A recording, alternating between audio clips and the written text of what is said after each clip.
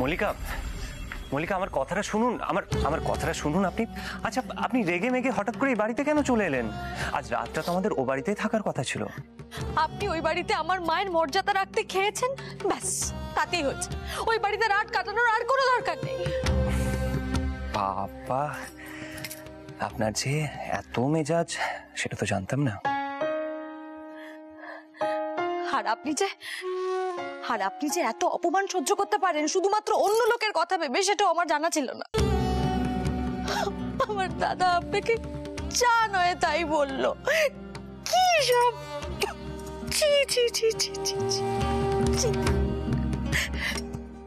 মা ঠিকই বলেন, আপনার আমাকে বিয়ে করা একদম উচিত হয়নি। আপনি যে কেন দাদা ভাইয়ের কথা রাজি হতে গেলেন ভগবান জানে। নিন, আপনি এবার আপনার জামা কাপড়টা পাল্টে ফেলুন তো দেখি।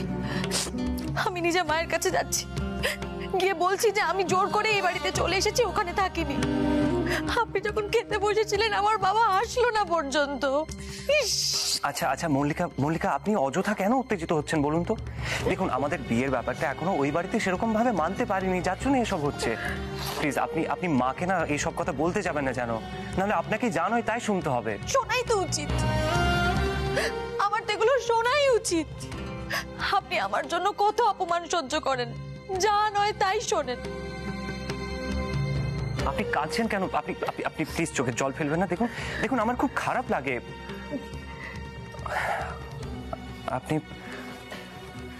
আপনার চোখে জল দেখলে মনে হয় আমি আপনাকে ভালো রাখতে পারছি না।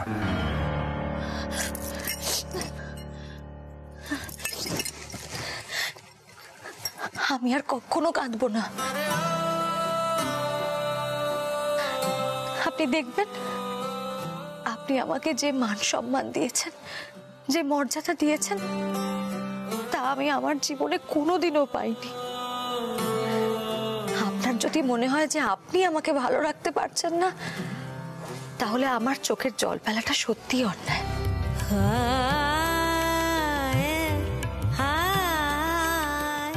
একটা কথা বলবো? আমি বোধহয় কোনো ভালো কাজ করেছিলাম, যার জন্য আপনি আমার জীবনে এসেছেন বন্ধু হয়ে। আমি আজ সন্ধেবেলায় বেরোবো গান করতে। আসলে একটা অফার পেয়েছিলাম, মানে সকালবেলাতে অফারটা এসেছিল, কিন্তু যেহেতু অষ্টমঙ্গলায় ও বাড়িতে থাকার কথা ছিল, যার জন্য আমি অফারটা নিইনি। কিন্তু আমি এখন নিয়ে নিচ্ছি। আপনি মল্লারদাকে যে কথাটা দিয়েছেন সেই কথার অন্যথা হবে না।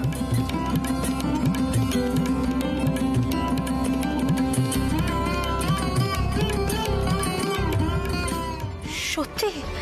আপনি সত্যি বলছেন? ঠাকুর, আমি ঠাকুর ঘর থেকে আসছি।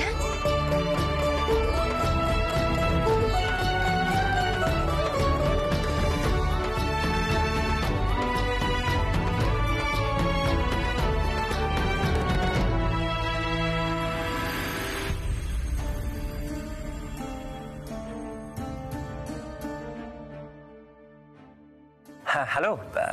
হ্যাঁ শ্যামলালজি, আমি রঙ্গন বলছি।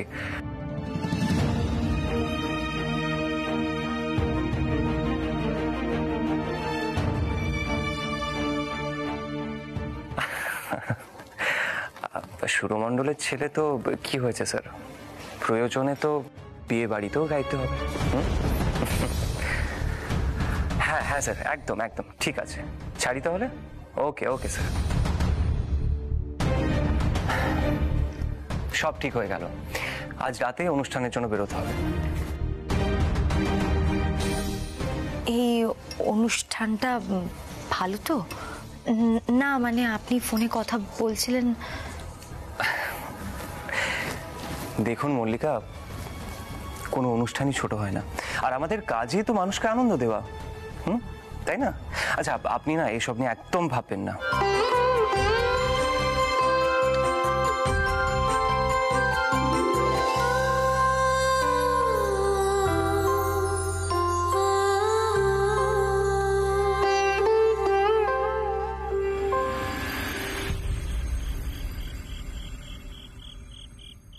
তুমি আমাকে একটা কথা পরিষ্কার করে বলো তো, শ্বশুর বাড়ি গিয়ে অষ্টমঙ্গলাতে এক রাত কাটিয়ে আসাটাই তো নিয়ম। হ, এইটাই নিয়ম, কিন্তু এগুলি তো স্ত্রী আচার, অত করা হয় না। তা তুই এরকম করে ভাবতেছস কেন? এইটা কি কইলা মা, তুমি তো বর্ণ পরিচয় পড়োই নাই। ই হইল গিয়া শাশুড়ি, এইটুকুনি খুদ বার করবো না, এইটা তো করতেই হইব। বাবা, ও, ও বাবা, তোমার আবার কি হইল? বাবা আমি একটু বেরোচ্ছি, আমার ফিরতে একটু রাত হবে। রাত হইব? ফিরতে রাত হবে মানে? তুই খুব ভালো করে জানিস যে মেয়েদের রাত করে বাড়িতে ফেরা আমি একদম পছন্দ করি না রাই। ফিরতে রাত হবে, দাদাকে গিয়ে বল নিয়ে আসবে। সে তো আর অষ্টমঙ্গলায় এক রাতে শ্বশুর বাড়িতে কাটাতে পারলো না, চলে এসছে। কি কইলাম মা, তুমি রাম 2 3.5 কইরা মিলায় নিও, শুধু মারবো এইটা। মা দাদা কোথায় আনতে যাবে? দেখো আমার একটা বন্ধু আছে, সে বলেছে আমাকে বাড়িতে দিয়ে যাবে। আর মা তুমিও পারো বটে, এখন তো বৌদি আছে, বলো দাদাকে একটু বৌদির সাথে সময় কাটাতে দাও না। তোমার দাদা বৌদির সঙ্গে সময় কাটানো ছাড়া আর বাকি কি করে আমাকে একটু বলতে পারো? কি জানি বাবা, রঙ্গন ওই মেয়েটার মধ্যে কি যে দেখলো কে জানে। যেটা তোমার মধ্যে আমি প্রথম দেখছিলাম। এই একটা বাজে কথা বলো না তুমি। মা, মা, আরে বাপ রে বাবা, মা দেখতেছো খোকনের কাঁধে গিটার উঠছে, বিয়ের পর সুর লাগছে খোকনে। তা খোকন কোথায় যাও? বাবা আমার একটা ফাংশন আছে আজ, সেই জন্যই তো রাতেও বাড়িতে থাকতে পারলাম না। ডার্লিং, আমাকে আশীর্বাদ করো তুমি, যেন আমার ফাংশনটা খুব ভালো হয়। মামা দাদা তোর ফাংশন আছে, তুই আগে বলিসনি তো?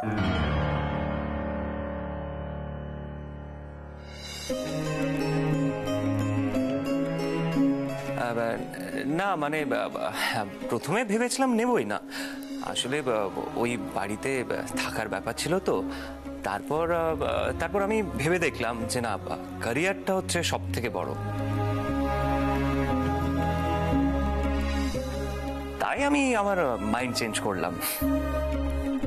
এনিওয়ে আমি যাচ্ছি, আমার ফিরতে রাত হবে। ডার্লিং, নো টেনশন, ওকে?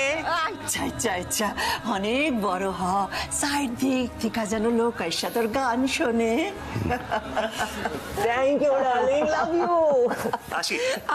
খড়াও খোকন, তোমারে কেডা শো দিল না? আমার যেন কিরম লাগতেছে। এতকাল ধইরা তোমারে তো কেউ শো দিল না, হঠাৎ কে আইলো যে তোমারে শো দিল? হ্যাঁ উদয়, কেন সন্দেহ করতেছস? এখন ঘরে লক্ষ্মী আইছে না, বউয়ের ভাগ্যে রঙ্গনের উন্নতি হইতাছে। ঋতু দেখতাছস তো?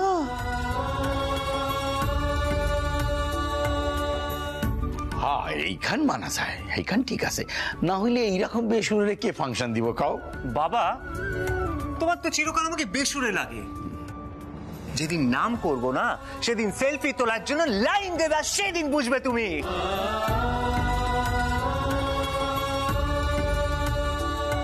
ঠিক আছে রাই, চল।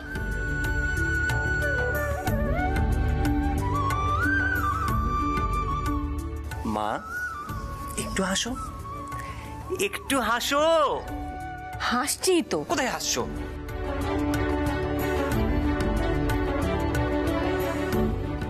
রঙ্গন, ভালো করে গানটা গাস বাবা।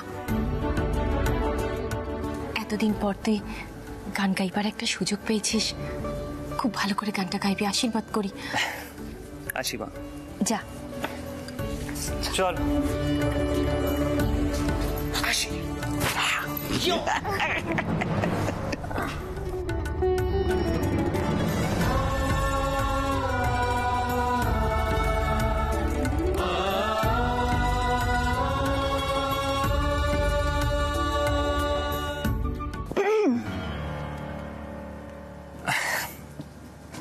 আসি।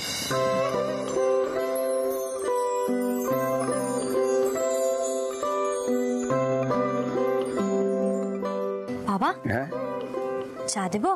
হ্যাঁ, চায়ের ব্যাপারে আমার কোনো না নাই। ওই মা তুমি খাইবে? ঠামামের জন্য চাই এইখান কইতে পারবো না।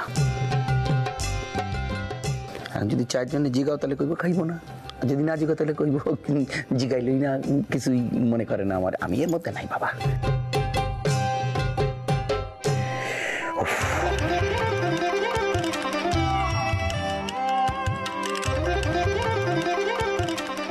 বলছি চা যদি করাই হয় তাহলে সবার জন্যই করা হোক, সবাই খাবে।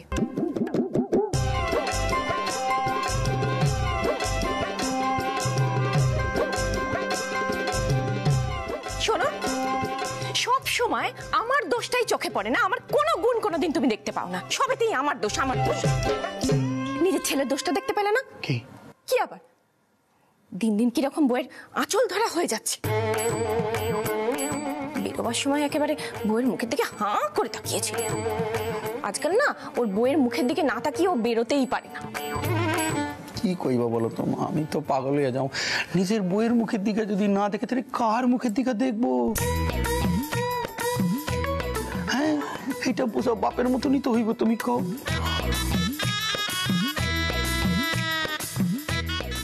ঋতুরানী কইতাছি কি, হিংসা হইতাছে নাকি? হিংসে? হ, মা তুমি যে কি বলো না আমি বুঝতে পারি না। ওই এক ফোঁটা মেয়েকে দেখে নাকি আমি হিংসে করবো? সত্যি মা, তুমি না যত সদ্দূর আমার ভালো লাগে না। কি বুঝলি? ঋতুর 18 হইতে এখনো সময় লাগবে।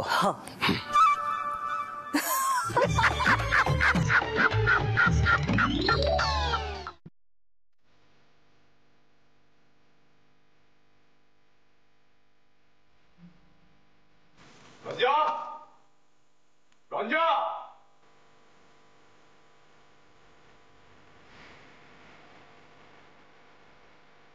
কি ব্যাপার? ডাকছি কানে যাচ্ছে না? মা নিচে ডাকছে তোমাকে, যাও একবার। যাচ্ছি। শোনো,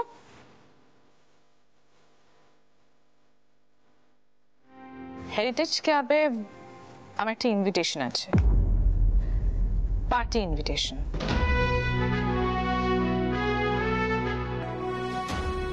তার জন্য একটা নতুন ডায়মন্ডের সেট কিনে দিতে হবে। পারবে আশা করি? ক্ষমতা আছে তো?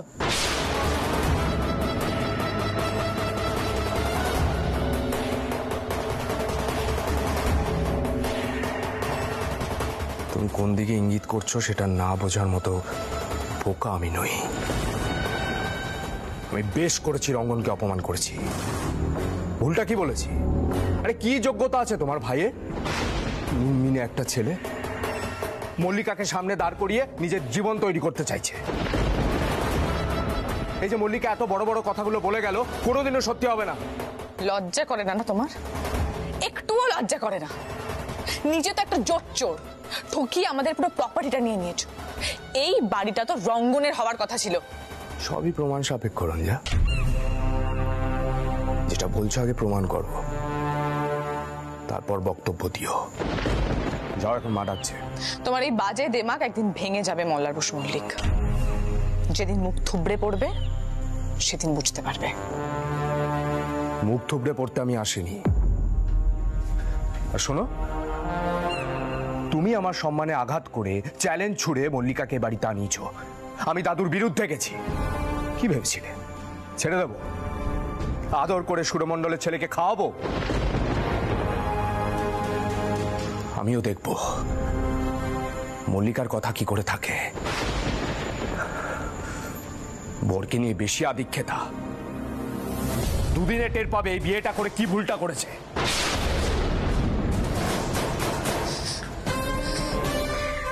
I hate you, Mallar Basu Mallick. I hate you. তুমি ঠিক শিক্ষা পাবে, রঙ্গন তোমাকে ঠিক জবাব দেবে।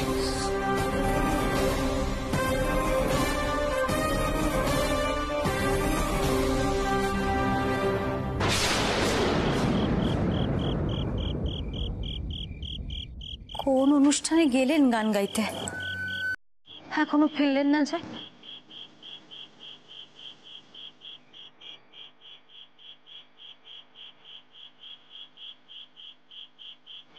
তো রাত হতে চললো, এটা 10টা বাজে। তাহলে কি একটা ফোন করে দেখবো? বৌদিকে করবো নাকি দাদা ভাইকে? কিছু যদি জানে, না থাক, বৌদিকে একটা করে দেখি।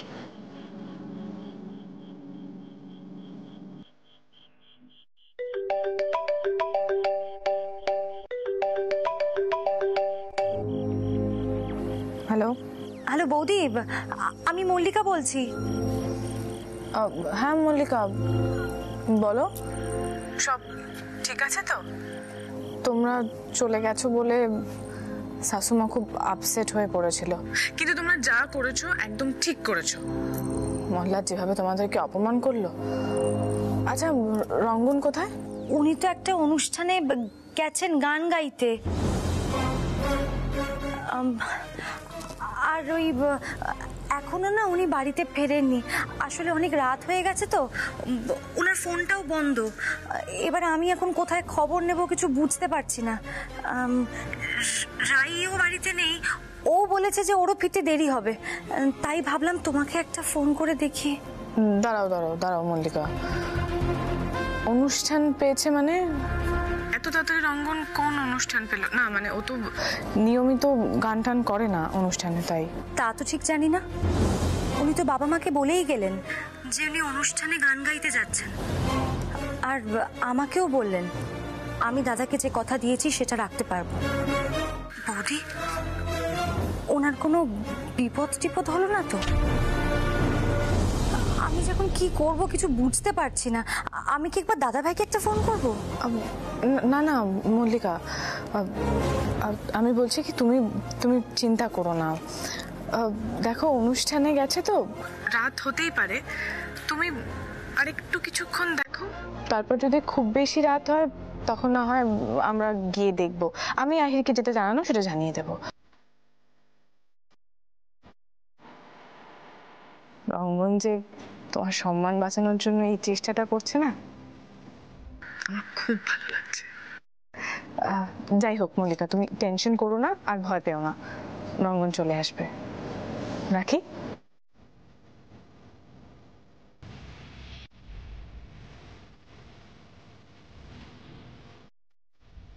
যাক, মল্লিকা তো অন্তত ভালোবাসা পাচ্ছে রঙ্গনে, বিলুটাও ভালো আছে। এগুলো দেখেই অন্তত খুশি থাকার চেষ্টা করি। রোজকার এই অশান্তি আর ভালো লাগে না সত্যি। রঙ্গন তো এখনো ফিরলো না। তা তোমার নিশ্চয়ই এতক্ষণে ফোন করা হয়ে গেছে।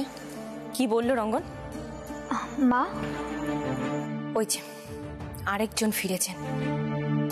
এত রাত করলি কেন? মা কাজ ছিল। দাদা ফিরেছে? দাদা শো কেমন হলো? আর দাদা ফিরেছে, জানিই তো না কোথায় গেছে, কখন ফিরবে। যার কাছ থেকে খবর পাওয়া যায় তখন থেকে তো তাকেই জিজ্ঞেস করছি। দয়া করে যদি সে বলে রঙ্গন কোথায়, কখন ফিরবে। ওনার ফোন বন্ধ। বাহ, চমৎকার।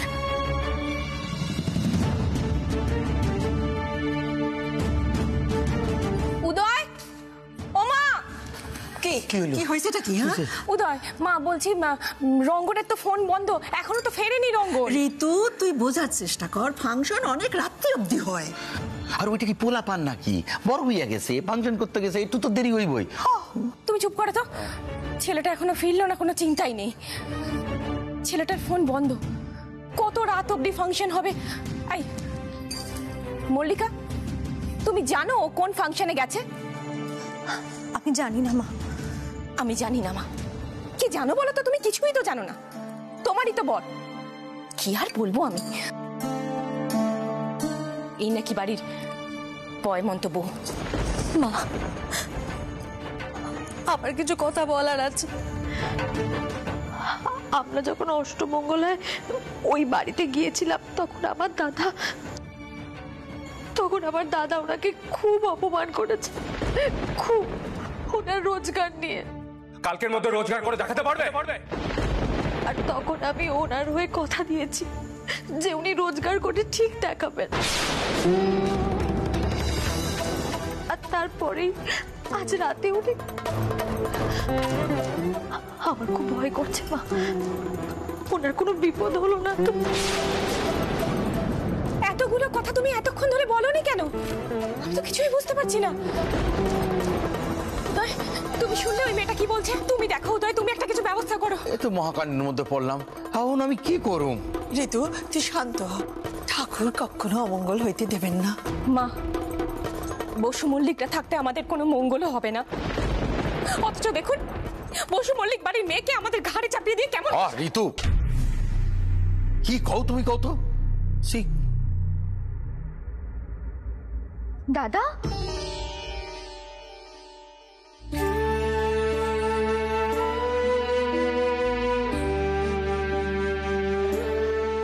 রঙ্গন, রঙ্গন তুই কোথায় গিয়েছিলি?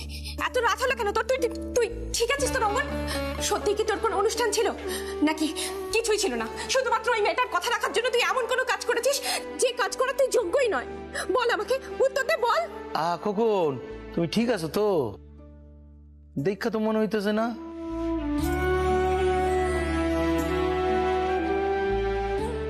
দাদা চুপ করে আছিস কেন? কিছু বল। বাবা, মা, আসলে আমি একটা বিয়ে বাড়িতে গান গাইতে গিয়েছিলাম।